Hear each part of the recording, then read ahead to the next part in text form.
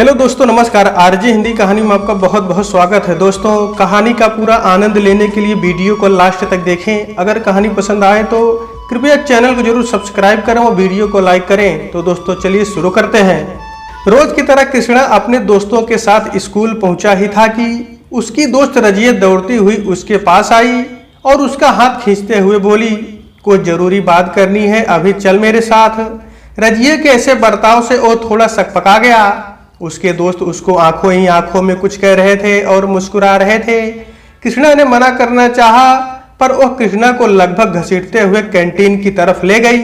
रजिया के बर्ताव और दोस्तों की कुटिल मुस्कान से कृष्णा रजिया से खफा हो गया। फिर भी खुद को संभालते हुए बोला, दिमाग तो ठीक है, ऐसा क्या तूफान आ गया कि तुम्हें कुछ समझ नहीं आता।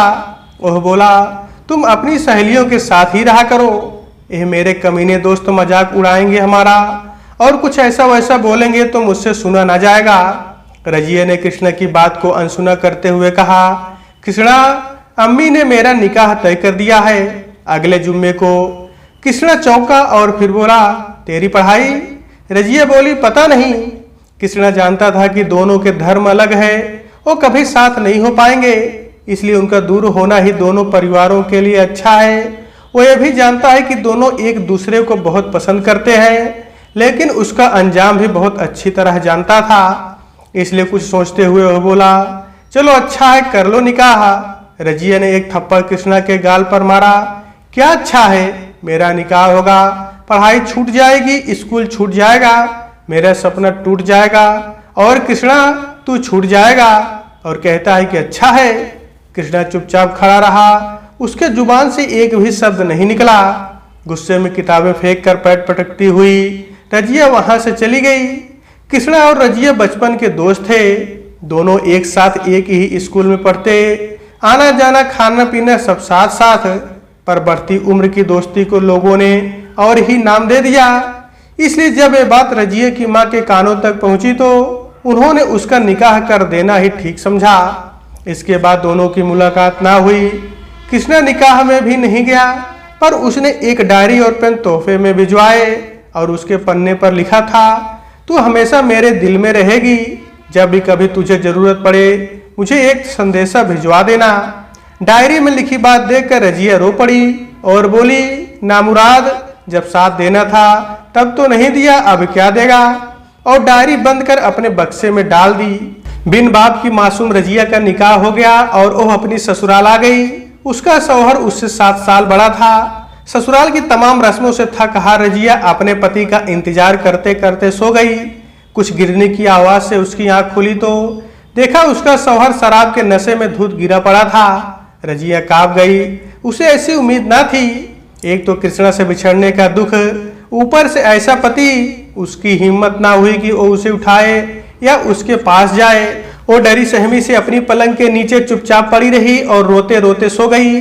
सुबह जब उसकी ननद आई तो दरवाजा खुला और भाई को जमीन पर पड़े देख उसका पारा 7वें आसमान पर चढ़ गया। उसने शोर मचाकर पूरे घर को इकट्ठा कर लिया। सबने रजिया को खूब खरी खोटी सुनाई। रजिया सर झुकाए सबकी बातें सुनती रही। उसे समझ नहीं आया कि वह क्या करे। ऐसे में उसे कृष्णा की याद आती रही। मजाल था जो कोई उसके रहते उसकी तरफ देख भी लेता, पर यहाँ मजबूर थी। सारा दिन उसे किसी ने खाने पीने को भी नहीं पूछा, ताने अलग से मिलते रहे। अगले दिन उसका पति पूरे रौब के साथ आया और सोती रजिया को उसने बालों से पकड़कर उठाया। रजिया की चीख निकल पड़ी, पर हद तो तब हो गई जब किसी ने यह भी ना जानने की कोशिश की कि हुआ क्या। शराब के नशे में धुत किसी वैसी की तरह रजिया को उसके अपने ही पति ने रौंद डाला। उसका तन मन दोनों घायल हो गया, पर किसी को इससे फर्क नहीं पड़ा। इस घर में रजिया का जीवन किसी कैदी की तरह हो गया। पूरे 1 सप्ताह बाद रजिया के चाचा उसे लेने आए। उसे लगा अब वहां से ये आजाद हो जाएगी। उसने सोचा घर जाकर अम्मी को सब कुछ बताएगी और यहाँ कभी नहीं आएगी, पर उसके अरमानों पर पानी फिर गया। सास और पति ने उसे सख्त हिदायत के साथ कुछ ना बोलने और चुपचाप कल वापस आ जाने की धमकी दे डाली। वो किसी तरह घर आई तो माँ के गले लगते फूट फूट कर रोने लगी और बोली, अम्मी ओह नरक है और मेरा शौहर नर पिशाच से कम नहीं, अब नहीं जाऊंगी कभी। अम्मी ने तुरंत उसे खुद से अलग करते हुए कहा, दिमाग तो नहीं फिर गया तेरा? क्यों ना जाएगी? क्या हो गया? उसने कहा, माँ मेरे शौहर शराब पीते हैं, मुझे मारते हैं। रजिया की माँ बोली, बेटा कौन सा ऐसा शौहर है जो अपनी बीवी पर अपना अधिकार नहीं जमाता? और नशे में कभी कभार हाथ भी उठ गए हैं तो क्या हो गया? कोई घर थोड़ी ही छोड़ देता है। तेरी 2 और बहनें हैं, उनका क्या होगा? रजिया सुनकर अवाक हो गई। उसके आंसू सूख गए। उसे अपनी अम्मी से ऐसी उम्मीद नहीं थी। अब उसकी आखिरी उम्मीद कृष्णा था। वो कहीं भी दिख नहीं रहा था। उसने अपनी छोटी बहन से पूछा तो पता लगा वो अपने मामा के घर गया है, जाने कब आएगा। उसकी आखिरी उम्मीद भी उसके दामन से छूटती हुई लगी। अगले दिन सुबह ही उसका शौहर उसे लेने आ गया। न चाहते हुए भी उसे जाना पड़ा। उसने उसी जिंदगी को अपनी नियति मान लिया। घर पहुंचते ही फिर वही बातें, वही ताने। दिन भर जानवरों की तरह काम करना और रात में बिस्तर पर पति के आगे किसी गोश्त की भांति वो खुद को परोस देती। एक रात वो अपने कमरे में अकेली सोई थी कि अपने बदन पर हुई हरकत से उसकी आंख खुल गई। वो कुछ बोल पाती उससे पहले उसका मुंह बंद कर दिया गया। उसकी आंखें फटे रह गई। जब सामने उसका चचेरा देवर था, उसने पूरी ताकत से उसे धकेलना चाहा, पर यातनाओं से जर्जर शरीर हार गया। अपनी वासना की भूख शांत कर वह दरिंदा विजय मुस्कान के साथ बाहर चला गया। रजिया अपनी बिखरी आबरू को समेटते समेटते निढाल हो गई। अब यह सिलसिला बदस्तूर हो गया। रजिया कुछ कहती तो उसे जानवरों की तरह पीटा जाता, खाना नहीं मिलता। उसे समझ आ गया था कि जो कुछ भी हुआ उसके पति की जानकारी और रजामंदी से हो रहा था। उसे ऐसा कोई रास्ता नहीं मिल रहा था कि वो अपनी हालत किसी को बता सके। बाहर वालों से उसे मिलने भी नहीं दिया जाता। आज सुबह से उसका सर चकरा रहा था, उल्टियां हो रही थी। सास को समझते देर ना लगी। उसने झट अपनी चापलूस दाई को बुलवा लिया। उसने बता दिया कि बहू के पैर भारी हैं। इतनी सी उम्र में रजिया ने क्या क्या दिन नहीं देखे, पर वो सब सहती रही और एक नाम मन ही मन रटती रहती, कृष्णा। एक दिन ऐसे ही वो उसकी यादों में खोई बैठी थी। उसे याद आया, एक बार उसने कृष्णा से उसके नाम के बारे में पूछा तो कृष्णा ने उसे बताया कि वो उसके भगवान का नाम है। जो भी उन्हें दिल से पुकारता है उसकी मदद जरूर करते हैं। रजिया ने भी कृष्णा को अपना भगवान मान लिया और उसे याद करती रही, इस उम्मीद में कि एक दिन कृष्णा जरूर आएगा और उसे इस नर्क से बचाएगा। ससुराल वालों ने उसके घर वालों तक खबर पहुंचा दी कि वह गर्भवती है। रजिया की अम्मी के खुशी का ठिकाना ना रहा। वह आने वाले मेहमान की तैयारी करने लगी। रजिया को भी लगा कि शायद अब उसके हालात सुधर जाए, पर कुछ दिन बीते ही उस पर एक और पहाड़ टूट गया। उस पर चरित्रहीनता का नया इल्जाम लग गया। उसके शौहर ने बच्चे को अपना मानने से ही इनकार कर दिया। रोज रोज के अत्याचार और कच्ची उम्र के चलते रजिया का गर्भपात हो गया और उसकी हालत बहुत खराब हो गई। उसकी हालत बिगड़ते देख उसके ससुराल वालों ने डर कर उसे उसके मायके पहुंचा दिया।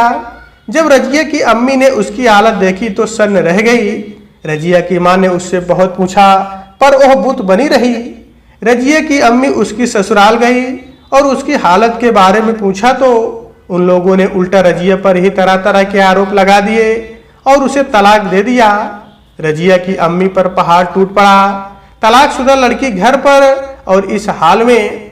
रजिया तो जैसे टूट चुकी थी, उसके आंसू भी नहीं बहते। हाँ कुछ कहती है, बस उसकी आंखें कृष्णा को खोजती रहती। रजिया को अपने मायके में आए 15 दिन से ऊपर हो चुके थे। वो यूं गुमसुम बैठी रहती। आज भी वो बाहर बैठी थी। घर के बाहर कुछ बच्चे खेल रहे थे। उन्हीं को देख रही थी कि अचानक एक बच्चे के पैरों में चोट लग गई और वह रोने लगा। रजिया ने उसे अपने पास बुलाया। उसके पैरों से खून बह रहा था और वह रो रहा था। रजिया ने उसके पैरों पर दवा लगाकर पट्टी बांधी तो बच्चा उठकर खेलने जाने लगा। रजिया ने उसे रोका, देखो अभी चोट ताजा है, मत खेलो, बहुत दर्द होगा। तो बच्चा बोला, दीदी चोट तो बाद में भी ठीक हो जाएगी, पर दर्द के डर से बैठ गया तो मैं हार जाऊंगा, इतना भी कमजोर नहीं हूँ। और ये कहते हुए वह वापस खेलने चला गया। और रजिया उसकी बातें सुनकर सोचने लगी कि ओह क्या कह गया। थोड़ी देर में खेल खत्म हुआ और वह बच्चा जीत गया। रजिया सारी रात उस बच्चे की बात सोचती रही। उसने खुद को उस बच्चे की जगह रखा और पाया कि वो भी तो घायल है और वो तो हार मान चुकी है। पर बच्चे की बातों ने उसके मन में साहस के बीज बो दिए थे। उसने निश्चय किया कि अब वो चुप नहीं बैठेगी, उसके साथ जो हुआ उसका प्रतिशोध लेगी और उन दरिंदों को सजा भी दिलवाएगी। उसने तय किया कि अब खुश रहेगी, अपने सपने पूरे करेगी और जिंदगी की जंग जीतकर एक नई मिसाल पेश करेगी। उसे याद आया कृष्णा का तोहफा जो उसने निकाह पर दिया था, वो डायरी और पेन। उसने वादा किया था कि वो हमेशा उसकी मदद करेगा, हर मुश्किल में उसका साथ देगा। रजिया ने उसी डायरी के पन्नों पर अपनी सारी आपबीती लिखी। आज उसका मन हल्का था और दिल में मजबूत इरादे। आज बड़ों दिन बाद वो सुकून से सोई थी। अगली सुबह रजिया के जीवन की नई शुरुआत थी। अब उसे इंतजार था कृष्णा का। उसने अपनी अम्मी से कहा, अम्मी मैं कृष्णा के घर जाऊं? चाची जान से मिले बहुत वक्त हो गया। तो रजिया की माँ ने सोचा ओह परेशान है, शायद आने जाने से उसका मन बहल जाए। उन्होंने उसे इजाजत दे दी। वो कृष्णा के घर पहुंची तो सबने उसका दिल से स्वागत किया। कृष्णा की मम्मी ने तो उसे गले से लगा लिया। बातों बातों में कृष्णा के बारे में पूछा तो उन्होंने बताया कि वो अपने मामा के घर गया है, 2 दिन बाद आ जाएगा। वो कुछ देर रहकर वापस आ गई। 2 दिन बाद कृष्णा अपने घर आया। उसकी माँ ने उसे रजिया के आने की बात बताई तो वो उससे मिलने उसके घर गया। संयोगवश उस वक्त घर पर कोई नहीं था। कृष्णा को देखते ही रजिया का दिल किया वो कृष्णा के गले लग जाए और अपनी हर तकलीफ उसे बताए, पर वो ऐसा नहीं कर सकी। औपचारिक बातों के बाद कृष्णा ने ही कहा, माँ कह रही थी तुम्हें मुझसे कुछ काम था। रजिया बोली, कृष्णा क्या तुम मेरा साथ दोगे? कृष्णा ने बिना कोई सवाल किए कहा, हाँ। रजिया ने भी चुपचाप डायरी कृष्णा को थमा दी और बोली, इसे पढ़ना और कल तक जवाब देना क्या करना है। थोड़ी देर बाद कृष्णा घर आ गया और आते ही उसने डायरी पढ़नी शुरू की तो उसकी आंखों से आंसू बहने लगे। रजिया के दर्द उन पन्नों पर जीवंत हो उठे थे। उसका मन गुस्से और दर्द से भर उठा। उससे रात बीतने का भी इंतजार नहीं हो रहा था। उसे लगा कि वो अभी जाकर रजिया को गले लगा ले और कहे, बस रजिया अब नहीं। आज उसे उस दिन के लिए भी पछतावा हो रहा था जब रजिया अपनी शादी की खबर लेकर उसके पास आई थी और उसने उसे कहा कि वो शादी कर ले। उसने तय कर लिया कि वो रजिया का साथ देगा, चाहे कोई कुछ भी कहे। अगले दिन वो रजिया के घर जा पहुंचा। उसने रजिया को एक थैला दिया। रजिया ने पूछा, इसमें क्या है? तो कृष्णा ने कहा, रजिया वहीं से शुरू करते हैं जहां से छोड़ा था, तुम्हारी किताबें। उस दिन तुम गुस्से में उन्हें वहीं फेंक कर चली गई थी और मैंने तुम्हारी याद के रूप में इसे संभाल कर अब तक अपने पास रख लिया था। उन्हें देखकर रजिया कुछ पलों के लिए भावुक हो गई। वो समझ गई कि उसे क्या करना है। कृष्णा का साथ पाकर उसका मनोबल और भी ऊंचा हो गया था। उसने तय किया कि वो आगे की पढ़ाई पूरी करेगी। आज वो बहुत खुश थी। रजिया की माँ ने उसे खुश देखा तो उनकी आंखें भर आई। रजिया के पास आकर और उसे सीने से लगा लिया और बोली, मेरी बच्ची मुझे माफ कर दे। तेरी इस हालत के लिए मैं ही जिम्मेदार हूँ। पढ़ने खेलने की उम्र में तेरी शादी कर दी।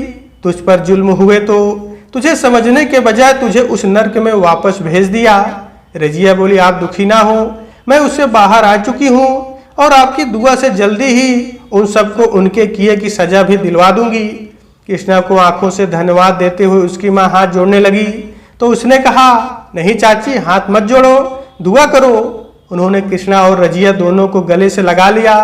रजिया ने कुछ दिनों बाद दूरस्थ शिक्षा के माध्यम से 12वीं में दाखिला ले लिया और सरकार द्वारा महिलाओं के लिए चलाए जा रहे एक कार्यक्रम के अंतर्गत सॉफ्ट टॉयज बनाने का प्रशिक्षण भी लेने लगी। लेकिन उसकी खुशी लोगों से बर्दाश्त ना हुई। मोहल्ले के लोगों ने फिर से कृष्णा और रजिया के रिश्ते पर सवाल उठाने शुरू किए। यहाँ तक कि उसकी शादी टूटने के लिए भी रजिया को ही जिम्मेदार ठहराने लगे। एक दिन जब रजिया कृष्णा के साथ घर लौट रही थी तो घर के पास कुछ औरतों ने उसे देखते ही उसे अपशब्द कहना शुरू कर दिया और गुस्से से आग बबूला हो गई। कृष्णा ने कहा, चलो रजिया, इन सब पर ध्यान मत दो। तो रजिया बोली, नहीं कृष्णा, आज चुप रहूंगी तो एक कल फिर बोलेंगे और फिर मैं क्या सुनूं? गलत मेरे साथ हुआ है और इल्जाम भी मुझ पर ही। उनमें से एक औरत बोली, अरे देखो तो कैसे बोल रही है। रजिया चिल्ला उठी, हाँ बोलूंगी और क्यों ना बोलूं। आज आप सबको मेरा बोलना दिख रहा है, पर तब कहाँ थी आप सब जब मेरे साथ जानवरों की तरह व्यवहार हो रहा था, बिना वजह मुझे तलाक दे दिया, तब कोई क्यों नहीं गया उनसे पूछने। और आज जब मैं जरा संभलने लगी तो आ गई संस्कारों की दुहाई लेकर। अगर बोलना ही तो जाओ उन लोगों को बोलो जो मेरे मुजरिम हैं, और नहीं जा सकती तो जाकर अपने घरों में चुपचाप बैठ जाओ। पर मेरा रास्ता रोकने या मुझ पर उंगली उठाने की कोशिश की तो मुझसे बुरा कोई नहीं होगा। और ये कहते हुए उसने कृष्णा का हाथ पकड़ा और दुगने आत्मविश्वास के साथ आगे बढ़ गई। अपने मेहनत, आत्मविश्वास और कृष्णा के सहयोग से रजिया ने सॉफ्टवेयर बनाने का काम सीखकर उसे घर पर बनाना शुरू भी कर दिया और पढ़ाई भी साथ साथ करती रही। उसके बनाए खिलौने बहुत पसंद किए जाने लगे, जिससे उसे छोटे छोटे ऑर्डर भी मिलने लगे। जल्दी उसका काम बहुत बढ़ गया। अब उसे बड़ी जगह और मटेरियल की जरूरत पड़ने लगी और कारीगर की भी। कृष्णा ने उसे बैंक से लोन दिलाकर उसकी यह समस्या दूर कर दी। उसका छोटा सा कारखाना खुल गया। उसकी बहनों ने भी पढ़ाई के साथ साथ उसके काम में हाथ बटाना शुरू कर दिया। इधर रजिया ने धीरे धीरे पढ़ाई पूरी कर ली और अपने काम को दिन दूना रात चौगुना बढ़ाती गई। एक शाम वो कृष्णा के साथ अपने कारखाने पर थी, तभी उसका पति अपनी माँ के साथ आ गया। उसने शायद शराब पी रखी थी। कृष्णा को देखते ही रजिया को गालियां देना शुरू कर दी और उस पर तरह तरह के आरोप लगाने शुरू कर दिए। रजिया ने भी उसे आड़े हाथों लेते हुए उसके प्रत्येक आरोप का जवाब देना शुरू कर दिया। रजिया का यूं हिम्मत और बेबाकी से जवाब देना उसके शौहर को गवारा ना हुआ। उसने रजिया पर हाथ उठाना चाहा, तभी कृष्णा बीच में आ गया तो उसने कहा, तुम कौन होते हो इसके मामले में दखल देने वाले। कृष्णा ने कहा, तुम किस हक से यहाँ आए हो? तुम्हारा तलाक हो चुका है, पर मेरा तो निकाह होने वाला है। अब चुपचाप चले जाओ वरना पुलिस बुला लूंगा। लेकिन तब तक पुलिस आ ही गई, क्योंकि रजिया ने इस बीच पुलिस को फोन कर दिया था। उसने पुलिस को सारी पुरानी बातें बताई तो पुलिस ने उसे कहा कि आप चिंता मत करो, अब इन सबको सजा जरूर मिलेगी, और उसे पुलिस पकड़ कर ले गई। पुलिस के जाते ही रजिया ने कृष्णा से कहा, तुम क्या कह रहे थे, हमारा निकाह होने वाला है, कब, कहाँ और किस से पूछकर। कृष्णा ने रजिया का हाथ अपने हाथों में लिया और कहा, तुम्हारे पहले 2 सवालों का जवाब तुम पर छोड़ा, जगह और वक्त तुम्हारे हिसाब से, तीसरा सवाल अभी पूछ लेता हूँ। और घुटने के बल बैठकर रजिया से बोला, रजिया क्या तुम मुझे अपना हमसफर कबूल करोगी? रजिया की आंख भर आई पर होठ मुस्कुरा उठे। उसने आंखें नीची कर कहा, कबूल है। कृष्णा के घर वालों को रजिया पहले से ही पसंद थी और अब रजिया की अम्मी कृष्णा को जान चुकी थी और यह भी कि रिश्ते दिल से बनते हैं, जात या धर्म से नहीं। जल्दी ही दोनों की शादी हो गई, वो भी दोनों के रिवाजों से। रजिया की जिंदगी में खुशियां आ चुकी थी। उसकी हौसलों के आगे दुखों ने अपना रास्ता बदल लिया। तो दोस्तों, आज के वीडियो में बस इतना ही।